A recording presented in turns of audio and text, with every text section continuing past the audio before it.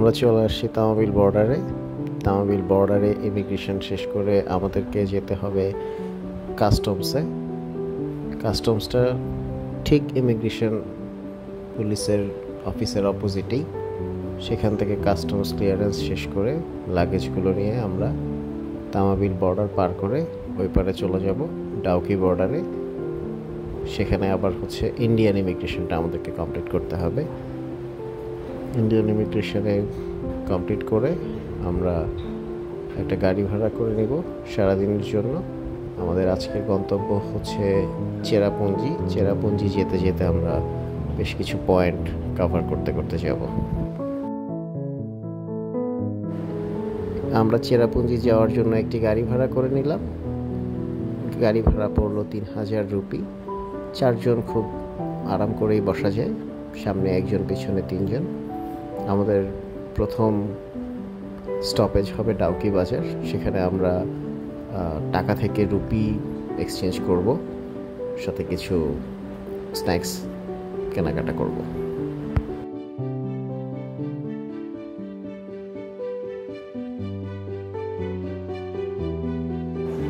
এই ভিউটা মেঘালয় জার্নির একটা ইন্টারেস্টিং পার্ট। জাফলংকে ভারতের সাইড থেকে দেখা। জাফলং থেকে আমরা যেই ব্রিজটা দেখি, সাসপেনশন ব্রিজ, সেই ব্রিজটা আমরা একটু পর ক্রস করব। এটা একটা ওয়ান ওয়ে ব্রিজ। এখানে অ্যাট এ টাইম একটা গাড়ি যাওয়া আসা করতে পারে।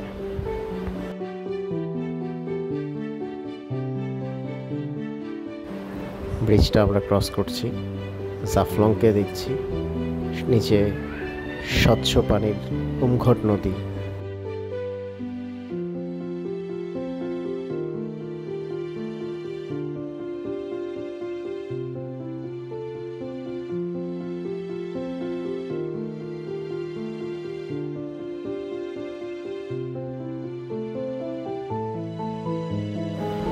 আমরা চলে এসেছি আমাদের প্রথম স্পটে। এটা একটা ফলস, এটাকে বলা হয় উমক্রেম ফলস। শীতকাল হওয়াতে আসলে এখানে তেমন কোনো পানিই দেখতে পাচ্ছি না, বাট তারপরও এটার শব্দটা শুনতে বেশ ভালো লাগছে। পানিটা অনেক বেশি ঠান্ডা।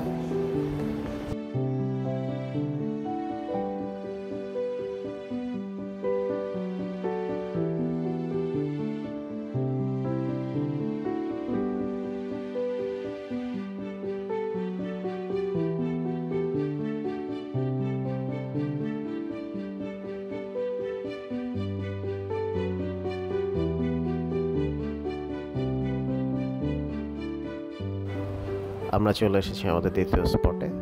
এটার নাম বোরহিল ফলস, যেটা বাংলাদেশ থেকে দেখা যায়। পান্থমাই হিসেবে আমরা বাংলাদেশ থেকে এটাকে দেখি।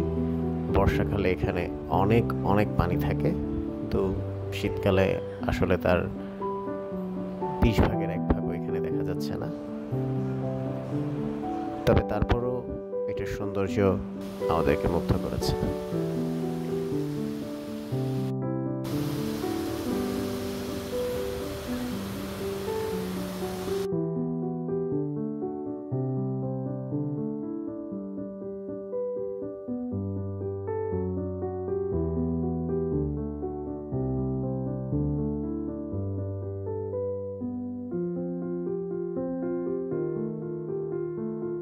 আমাদের পরবর্তী স্পট লিভিং রোড ব্রিজ। এই ব্রিজের স্পেশালিটি এই ব্রিজটা জীবন্ত, অর্থাৎ জীবন্ত গাছের শিকড় থেকে এই ব্রিজটা তৈরি।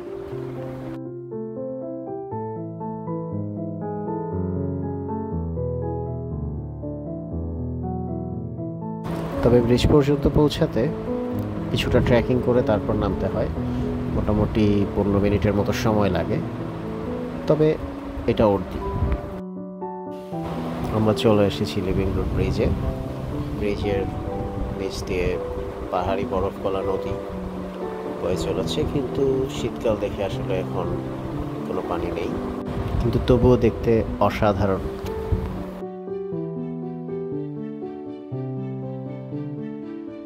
লিভিং রোড ব্রিজ থেকে আমরা এসেছি মাউলিনং ভিলেজে। তবে তার আগে এখন আমরা লাঞ্চ করব। লাঞ্চে আমাদের আইটেম ছিল ফিশ থালি, সাথে আমরা নিয়েছি ডাল আর ডিম ভাজি। খাবারের টেস্ট যথেষ্ট ভালো ছিল। প্রাইসও রিজনেবল মনে হয়েছে আমার কাছে।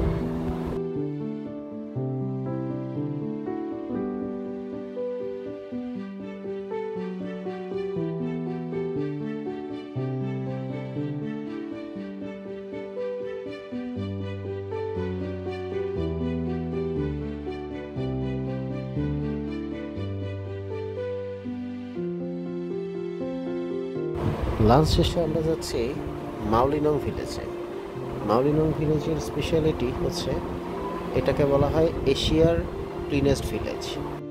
কেন ক্লিনেস্ট ভিলেজ বলা হয় সেটা আসলে আমরা ভিলেজের ভিতরে যাওয়ার পর আরও ভালোভাবে বুঝতে পেরেছি।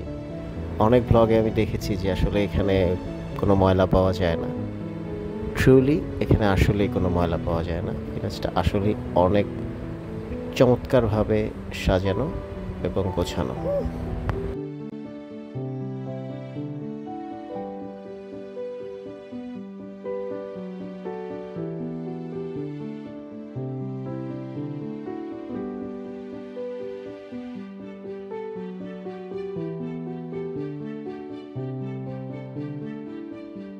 আমাদের পরের স্পট হচ্ছে ওয়ানিরিয়াং ফলস। এই ফলসটা কিছুটা অজনপ্রিয় বলা যেতে পারে। আমি কোনো ব্লগে তেমন ট্রাভেল ব্লগারদেরকে এই ফলসটাতে যেতে দেখি নাই, তবে আমাদের যে গাড়ির ড্রাইভার উনি আমাদেরকে এখানে নিয়ে আসলেন। ফলসটা নিরিবিলি, এখনও রাস্তা ওইভাবে করা হয় নাই, তবে ফলসটা খুবই সুন্দর।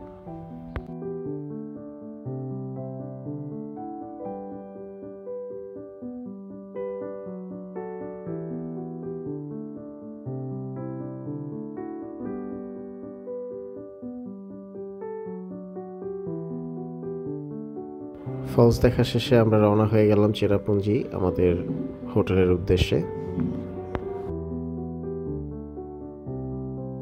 চেরাপুঞ্জিতে আমরা ছিলাম সেভেন সিস্টার ফলস ভিউ রিসোর্টে, যেটা সেভেন সিস্টার ফলসের ঠিক অপোজিটেই অবস্থিত। যদিও শীতকালের কারণে আমরা কোনো ফলসের পানি দেখতে পারিনি, বাট হোটেলটা ভালো ছিল। সব কিছু মিলে দারুণ অভিজ্ঞতা। আমরা আমাদের ডিনারটা হোটেলের থেকেই নিয়েছিলাম। আলুর দম, মটর, ভাত, মাছ আর রুটি। খাবারের টেস্ট খুবই ভালো ছিল। ডিনার শেষে আমরা ঘুমিয়ে পড়ি, আমরা অনেক টায়ার্ড ছিলাম। তো আপনাদের সাথে দেখা হবে পরবর্তী ভিডিওতে। আমাদের ভিডিও দেখার জন্য ধন্যবাদ। আমাদের সাথে থাকবেন, সাবস্ক্রাইব করবেন। আসসালামু আলাইকুম।